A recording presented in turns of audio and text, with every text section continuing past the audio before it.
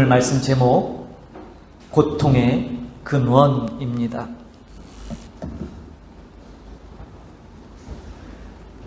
기도 때도 잠깐 나눴지만 중국이 2달이 넘는, 이제 50일, 거의 석 달 가까이 되죠. 2달이 넘는 폭우로 인해서 엄청난 사상자와 피해가 발생했습니다. 지난 주간 우리나라도 예외가 아니었지요. 연일 최고치를 갱신하는 기록적인 폭우로 말미암아 한마디로 전국이 물바다로 변한 것을 우리가 뉴스를 통해서 접하게 됩니다. 그동안 우리는 코로나19로 인해서 참 많은 아픔, 어려움을 겪었는데 이번에는 이 물폭탄 같은 수해로 인해서 엄청난 고통 가운데 많은 사람들이 신음을 하고 있습니다. 온 지구가 한 군데도 평안한 곳이 없는 것 같아요. 전 지구가 막 신음소리를 내는 것 같습니다. 캄보디아에서의 우리의 삶도 크게 다르지 않지요. 여전히 확진자들이 나오고 있어요. 뉴스 보셔서 알겠지만 7일, 그저께죠. 7일 밤 대한항공 입국자 중에 또 확진자가 나와서 전원이 다 격리됐어요. 왜 끝나지 않는 걸까요? 정말 고통이 끊이지 않는 것을 봐요. 여러분, 왜 이러한 고통들이 계속되는 걸까요? 오늘 본문에 보니까 말세에 고통의 때가 이른다라고 말씀합니다. 말세. 정말 지금 말세가 틀림없는 것 같습니다. 그런데 여러분, 이 말세라는 말을 우리가 잘 이해할 필요가 있어요. 물론 알고 있지만 성경에서 말하는 말세는 무엇인가? 오늘 본문에도 등장하지만 이미 초대교회 2000년 전에 이미 말세였다고 신약성경의 많은 부분에서 기록하고 있어요. 그리고 지금 우리가 사는 이 시대도 말세라고 얘기하죠. 어떤 분들은 그래서 말세, 그 중에서도 끝이라고 해서 말세 지말이다 이런 표현을 쓰기도 하지요. 성경이 말하는 말세는 예수님이 이 땅에 오신 초림에서부터 다시 오실 재림의 때까지를 말세라고 상정하고 있죠. 한 가지 분명한 사실은 우리가 사는 이 시대는 주님 오실 재림에 훨씬 가까워진 말세라는 점입니다. 그렇다면 이 말세의 고통이 임한다는 것은 교회 전 역사 기간에 걸쳐 이러한 고통이 지속된다는 이야기가 될 수 있지요. 질문 드렸듯이 왜 이런 고통이 계속해서 발생하는 것일까? 성경은 그 이유를 바로 죄 때문이다라고 말씀합니다. 그렇습니다. 성경은 모든 고통의 근원을 죄 때문이라고 말씀해요. 그런데 이 죄에 대해서 우리가 오해하는 점들이 있는 것 같아요. 죄. 오래전 얘기입니다. 한때 우리나라에 많은 부흥 강사 목사님들이 부흥의 집회를 많이 인도하던 시절이에요. 제가 다니던 교회에서도 부흥회를 했는데 이 부흥사 목사님 좀 특별한 은사를 지니셨나 봐요. 우리 아기 때부터 지은 모든 죄를 회개하는 것을 시켜요. 집회 말미에 모든 사람을 세워놓고 회개 기도를 하는데 하여튼 생각나는 모든 죄를 토설하라는 거예요. 그래서 준비물이 있어요. 이 부흥회. 준비물이 뭔지 아십니까? 두루마리 휴지예요. 두루마리 휴지를 하나씩 지참하래요. 그래서 두루마리 휴지를 지참해서 하여튼 토설하는데 침을 뱉고 뭐 어떤 사람은 가래를 뱉기도 하고 하여튼 뭐 속에서 나오는 더러운 것들을 다 뽑아내라는 거예요. 그러면서 하여튼 생각이 전혀 나지 않는 순간까지 생각나는 모든 죄를 하나님 앞에 토설하고 회개하라는 것이죠. 그런데 가만 생각해 보세요. 우리가 말하는 이 죄라는 것이 대부분 사람과 사람 사이의 관계에서 비롯된 죄들이 대다수예요. 하지 말아야 될 일들, 누군가를 속였던 일들, 누군가에게 아픔을 줬던 일들, 내지는 나의 유익을 위해서 속였던 행위들. 전부 이런 것들이 대다수 아니겠어요? 마음에 있는 그 찌꺼기 깊은 곳에 있는 그 기억나는 죄까지 다 회개해야 한다는 그 부흥 강사 목사님 말씀에 정말 눈물 콧물 빼면서 휴지 한 통을 다 썼던 기억이 나요. 지금 생각해보면 웃음도 나지만 또 한편으로는 왜 그렇게 했는지에 대한 전혀 이해가 없는 건 아니지요. 그런데 여러분, 성경에서 말하는 죄의 핵심도 이와 같을까요? 성경을 보니 성경에서 말하는 죄라는 것은 인간과의 관계에서 비롯되는 이런 것을 의미하는 것이 아니라 정확하게 언급해요. 성경에서 말씀하는 죄는 무엇입니까? 우리가 하나님 같이 되는 것, 그게 죄예요. 여러분 잘 아시다시피 창세기에 거슬러 올라가면 에덴 동산에서 사단이 뱀에 들어가서 질문을 하죠. 혼자 있던 하와에게 이렇게 얘기합니다. 하와야, 하나님이 참으로 너희에게 동산 모든 나무의 열매를 먹지 말라 하시더냐라고 얘기하죠. 하나님 그런 적이 없으세요. 사실 아담과 하와는요, 에덴 동산에서 너무나 아름답고 맛있는 실과들이 널려 있었기 때문에 선악을 알게 하는 나무에 별로 집중하지 않았어요. 근데 뱀이 그 사소하고 사실 아무것도 아닌 별것도 아닌 것에 집중하게 하면서 우리 인간 내면에 있는 욕망이 드러나도록 유혹하지요. 별로 관심 없었던 것에 주목하게 함으로 인해서 이전까지 아무 문제가 되지 않았던 것에 불만을 갖게 해요. 정말 그러네. 왜 저것만 먹지 말라 그러셨을까? 뭐 때문에? 그때 뱀이 속삭이지요. 너 그거 먹어도 죽지 않을 거야. 죽지 않아. 너희가 그걸 먹으면 하나님처럼 될까봐 하나님이 막으시는 거야 라고 얘기하죠. 여러분, 정령 죽으리라 라는 말과 죽지 아니하리라 라는 말, 어느 게 더 좋으세요? 당연히 죽지 않는 게 우리 귀에 더 좋게 들리죠. 어떻게 보면요, 하나님보다 뱀이, 사단이 하와를 더 잘 이해하고 더 동조하고 있는 것처럼 보이지 않아요? 근데 이때가 바로 가장 위험한 때죠. 아십니까? 사단의 유혹은 이때로부터 지금까지 한 번도 변한 적이 없어요. 한 번도 그 주제가 바뀐 적이 없어요. 이 하와가 직면했던 유혹, 오늘날 여전히 우리들이 직면한 문제입니다. 여러분, 구약성경 예레미야 선지자 시대에 예레미야서 6장 14절을 보니까 이렇게 기록되어 있어요. 그들이 내 백성의 상처를 가볍게 여기면서 말하기를 평강하다 하나 평강이 없도다. 거짓 선지자들의 특징이죠. 평안하지 않습니다. 평안이 없어요. 그런데 평안하다고 속삭입니다.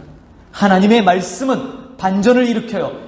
그런 우리들이 원하는 달콤한 속삭임이 아니에요. 어떻게 보면 하나님의 말씀이 너무나 무섭고 두렵고 떨리는 말씀이죠. 히브리서 4장 12절을 보니까 하나님 이렇게 말씀합니다. 하나님의 말씀은 살아있고 활력이 있어 좌우의 날선 어떤 검보다도 예리하여 혼과 영과 및 관절과 골수를 찔러 쪼개기까지 하며 또 마음의 생각과 뜻을 판단하나니.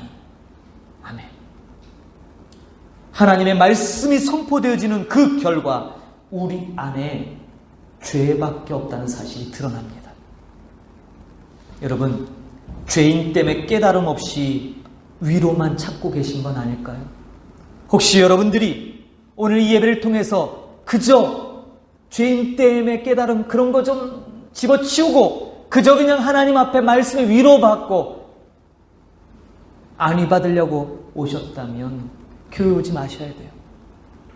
치유상담센터나 좀 더 우리에게 좋은 것을 제공하는 얼마나 많아요, 이 세상에.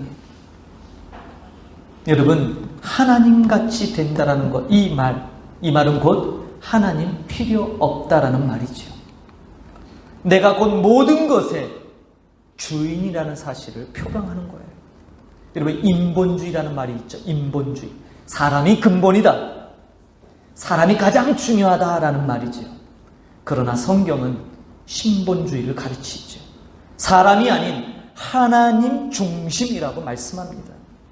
우리말에 인내천이란 말이 있어요. 한자어기도 하지만 사람이 곧 하늘이라는 말이죠. 이 사상이 우리에게 생각보다 깊게 뿌리 박혀 있어요. 여러분, 아이러니하게도 이러한 인간을 최고의 가치로 여기는 이 현실 속에서 인간의 가장 최대의 적이 바로 인간이에요. 바로 사람이에요. 사람을 그렇게 높게 여기며 최고라고 여기는데 그러한 사람을 무가치하게 살해하고 죽이고 하는 존재가 바로 인간이라는 사실이죠. 인본주의의 속을 아까 히브리서 4장 12절의 말씀처럼 하나님의 말씀을 쪼개서 보니까 인간들 중에 모든 사람이 최고가 아니에요. 내가 최고다라는 게 드러나요. 내가 최고. 이 사람 저 사람 다른 사람이 아닌 바로 내가 최고인 것이 바로 인본주의의 핵심인 거예요. 출애굽기 20장을 보면 하나님께서 언약 백성에게 말씀, 율법, 계명을 주시죠. 10계명을 주십니다. 그 중에 그 첫 계명 기억하시죠? 볼까요? 출애굽기 20장 3절 4절 보니까 하나님이 이렇게 말씀합니다. 너는 나 외에는 다른 신들을 내게 두지 말라.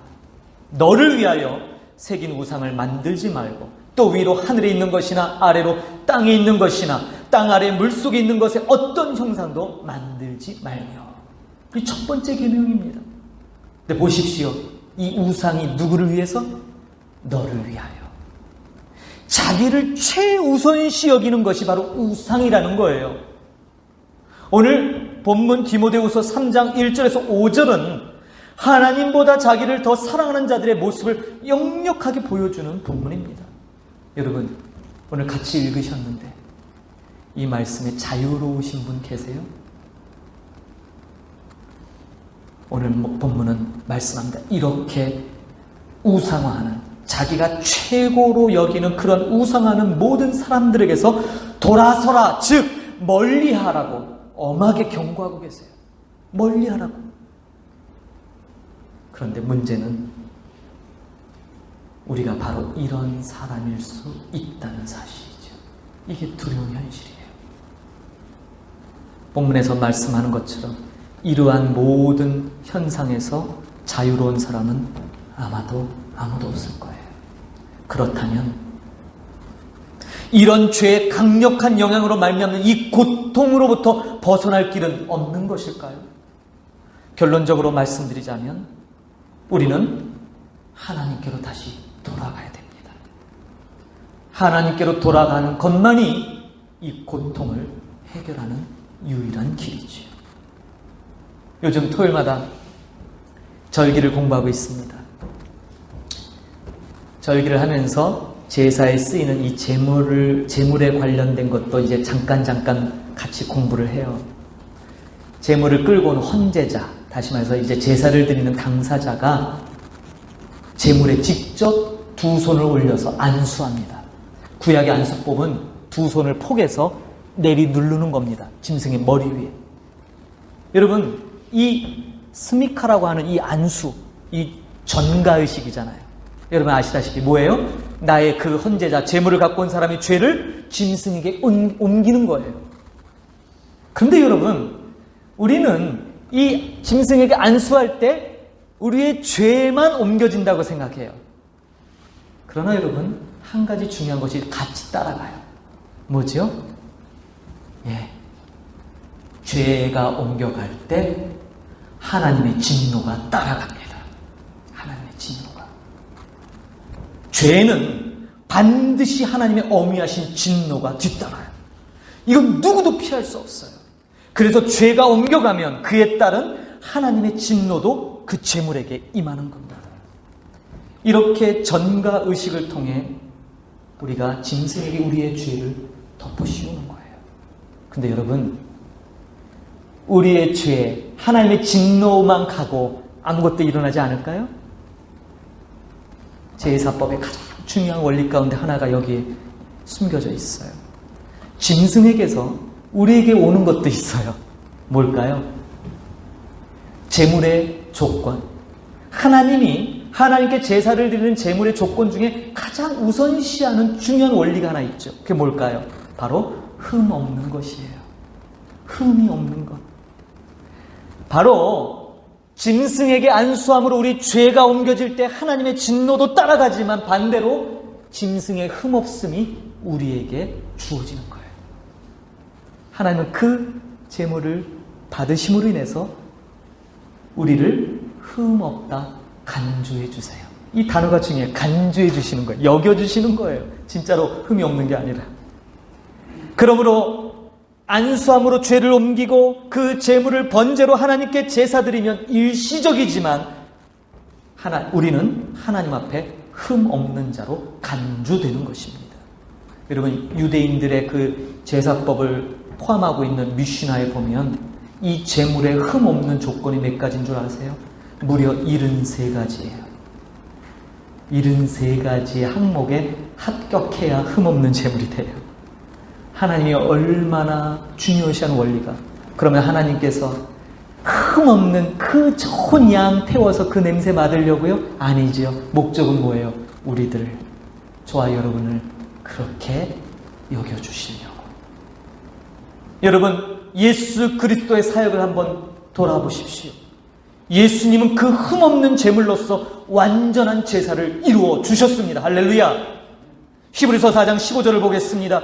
우리에게 있는 대제사장은 우리의 연약함을 동정하지 못하실 리가 아니요 모든 일에 우리와 똑같이 시험을 받으신 이로되 죄는 없으시니라. 아멘. 죄 없으셨던 그분, 흠 없는 의로움을 지니셨던 그분이 우리의 죄를 가져가시고 하나님의 진노를 대신 담당하시고 대신 우리에게 당신의 의로움을, 흠 없는 의로움을 우리에게 주셨다라는 사실이에요. 이게 복음 아니겠습니까? 이것을 믿는 것이 영생의 조건이에요. 사랑하는 성도 여러분, 지금은 말세에 고통하는 때입니다. 누구도 여기서 자유로울 수 없지. 그러나 절망에서 허우적될 수밖에 없는 우리에게 오늘 말씀을 통해서 소망의 길을 보여주고 계세요. 자신 대신 제물을 드림으로 일시적으로 하나님의 진노로부터 벗어나 하나님의 거룩을 만나서 기뻐했던 구약의 그 백성들, 오늘날 예수 그리스도의 대속의 십자가를 통해 우리들도 하나님의 진노를 면하고 그 보혈을 의지하여 하나님의 보좌 앞에 나가는 이 놀라운 일이 이 예배 가운데, 여러분의 삶 가운데 감격의 기쁨으로 있어야 된다는 사실이에요. 그러할 때 이 말세의 고통의 때 나타나는 이런 모든 것으로부터 우리가 벗어날 수 있는 것입니다. 보혈을 지나 하나님 품으로. 좀 이따가 찬양을 부를 건데 이 찬양의 순서를 잘 보십시오. 가사를 보니까 보혈을 지나 하나님 품으로, 그 다음 반복되는 구절이 보혈을 지나 뭐로 바뀌어요? 아버지 품으로 바뀌어요. 한때 제가 신학대학 다닐 때 논쟁이 있었어요. 별것도 아닌 논쟁인데 하나님 아버지가 먼저냐 아버지 하나님이 먼저냐 이거 가지고 신학적 논쟁이 있었어요. 과연 우리가 아버지란 용어를 먼저 쓸 수 있을까? 충분히 논의할 만한 거리긴 해요. 그러나 여러분, 순서가 어떻든 간에 잘 보십시오. 보혈을 지나 하나님 품으로, 보혈을 지나 아버지 품으로. 저는 말씀 주면서 이 찬양을 묵상하면서 그런 생각이 들었어요. 날마다 저와 여러분의 삶 가운데 주님의 보혈을 지나 매 순간 하나님의 품에, 하나님 보좌 앞에 서서 그 은혜를 구하는 자가 복된 자구나. 그리고 그것이야말로 여기서 언급하는 이 수많은 우리를 엄습하며 늘 괴롭히며 우리를 고통 가운데로 이끄는 이 수많은 현상들에서 유일하게 자유할 수 있고 하나님의 능력을 경험할 수 있는 순간이 바로 여기구나라는 생각을 했습니다. 사랑하는 성도 여러분, 지금 힘든 때입니다. 말세에 고통하는 때입니다. 이때에 하나님께 다시 돌아가십시오. 보혈을 지나 하나님 품으로. 이것이 날마다 저와 여러분의 고백이 되어지기를 소망합니다. 하나님, 여러분, 드러나지 않을 죄가 없어요. 당장은 숨겨질 텐데 다 드러나잖아요. 우리 그거 경험하면서 살잖아요. 그거 아십니까? 비밀이 없는 사람은 존재치 않아요. 여기에 계신 분들도 다 한두 가지씩은 아무도 모르는, 그러나 하나님은 똑똑히 보고 계시는 비밀들이 있을 거예요. 드러나지 않을 것이 없습니다. 그러므로 여러분, 순간순간 보혈을 지나 하나님 품으로 나아가는 여러분 되기를 축복합니다. 그것이 오늘 본문의 메시지의 강조점이에요. 돌아서라. 그런 삶에서, 그러한 우리를 고통으로 짓눌리는 그런 모든 것으로부터 유일한 길은 바로 이 보혈을 지나 아버지 앞에, 하나님 앞에 나아가는 길입니다. 이 말씀 보여잡고 이 한 주간 승리의 삶 살기를, 그리고 주님과 동행하는 기쁨이 여러분들 삶 속에 샘솟듯 넘쳐나는 한 주가 되기를 축복합니다. 우리 같이 고백할까요? 보혈을 지나, 우리가 늘 많이 불렀던 찬양인데, 그래서 오늘은 좀 더 의미를 두고 오늘 말씀처럼 그 말씀을 상고하며 이 찬양을 함께 나눴으면 좋겠습니다. 함께 일어나서 결단 찬양하겠습니다. 보혈을 지나.